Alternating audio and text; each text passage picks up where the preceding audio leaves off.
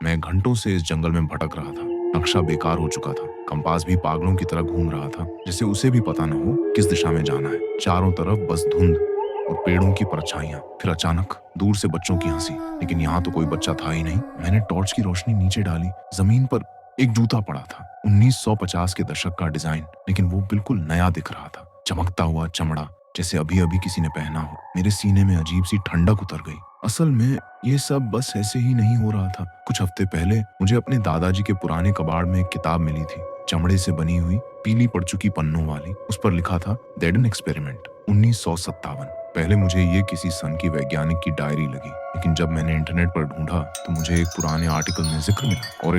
Oregon के जंगलों में एक पूरा गांव अचानक गायब हो गया था। कोई सबूत नहीं, कोई रिकॉर्ड नहीं, बस अफवाहें। तभी मुझे यकीन हो गया, ये सब हकीकत है। और अब जब मैं इस जंगल में हूँ, मुझे लग रहा है मैं उसी गायब गांव के दरवाजे तक पहुंच चुका हूँ। कदम बढ़ते बढ़ते मेरे सामने एक ऊंची जंग लगी बाड़ खड़ी थी। उस पर पुराने सरकारी बोर्ड टंगे थे, यूएस डिपार्टमेंट की प्रॉपर्टी, डू नॉट एंटर। और उस बाढ़ के उस पार रोशनी, एक बस्ती, छोटे छोटे घर, जैसे किसी पुराने फोटो से निकल कर आए हों। मैं बाढ़ में एक टूटी हुई जगह से अंदर घुसा और सामने देखा 1950 के दशक जैसी कॉलोनी। सफेद पिकेट फेंस, सुनहरी रोशनी से जगमगाते खिड़की और लोग बरामदों पर खड़े मुस्कुराते हुए। लेकिन वो मुस्कान जबरदस्ती की लग रही थी। उनकी आंखें पलकें झपकती ही नहीं थी। मैंने चारों ओर देखा। हर घर में पुराने रेडियो बज रहे थे, हर TV black and white test pattern दिखा रहा था, और हर दीवार पर घड़ी 1957 पर अटकी हुई थी। समय यहाँ रुक चुका था।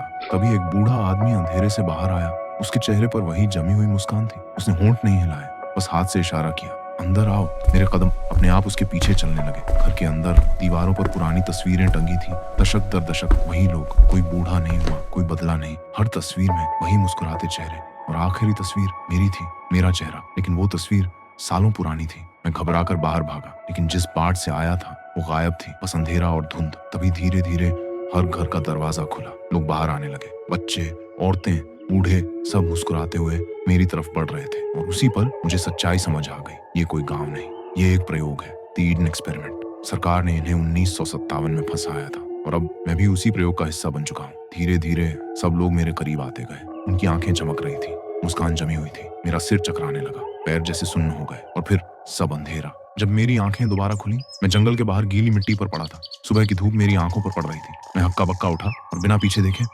भागा। बस भागता ही रहा, सीधे अपने घर की तरफ। लेकिन आज तक मैं एक सवाल से भाग नहीं पाया, क्या वो सब हकीकत थी, या फिर मैं अब भी उसी एडन एक्सपेरिमेंट का हिस्सा हूँ।